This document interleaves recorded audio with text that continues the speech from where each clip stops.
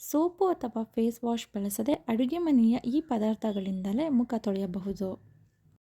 ನೈಸರ್ಗಿಕ ಕ್ಲೆನ್ಸರ್ ಅತಿಯಾದ ಮಾಲಿನ್ಯ ಮತ್ತು ದೀರ್ಘಾವಧಿಯ ಮೇಕಪ್ ನಿಮ್ಮ ಚರ್ಮವನ್ನು ಒಣಗುವಂತೆ ಮಾಡುತ್ತದೆ. ಹಾಗಾಗಿ ರಾಸಾಯನಿಕ ಫೇಸ್ ವಾಶ್ ಬಳಸಿ ಚರ್ಮವನ್ನು ಮತ್ತೆ ಹಾನಿ ಮಾಡುವುದರ ಬದಲು ಅಡುಗೆ ಮನೆಯಲ್ಲಿರುವ ಇವುಗಳನ್ನು ಬಳಸಿ ಮುಖವನ್ನು ಸ್ವಚ್ಛಗೊಳಿಸಬಹುದು.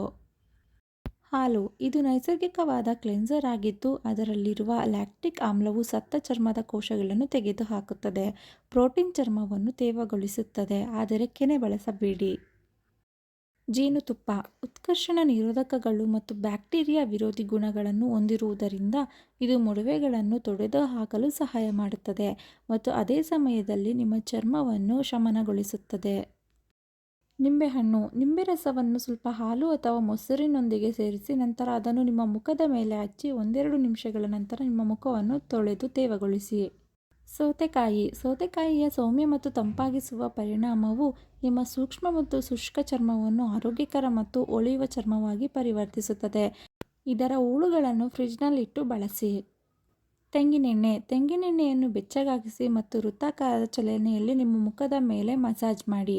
ಈಗ ಬೆಚ್ಚಗಿನ ಟವಲ್ ಅನ್ನು ನಿಮ್ಮ ಮುಖದ ಮೇಲಿಟ್ಟು 1 ನಿಮಿಷದ ನಂತರ ಟವಲ್ನಿಂದ ಎಣ್ಣೆಯನ್ನು ಒರೆಸಿ.